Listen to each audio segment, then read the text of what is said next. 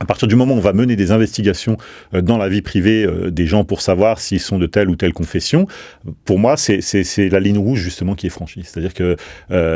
effectivement, les gens n'ont pas à affirmer la moindre sensibilité justement politico-religieuse dans le cadre de leur fonction. Mais à partir du moment où on va les chercher dans leur vie privée en mettant des fonctionnaires sur écoute, en allant observer les comportements, en essayant de savoir si les fonctionnaires avaient tendance à demander des jours de congé quand c'était l'Aïd ou quand c'était vendredi, vous voyez, en allant faire ce genre de suppositions, je dirais, plus que pernicieuses, je pense qu'on viole le principe d'égalité, parce qu'un fonctionnaire breton, athée,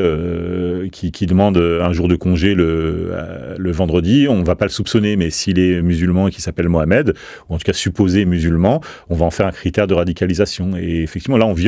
est directement en violation du principe d'égalité, hein, et ça tiendra devant aucun tribunal, mais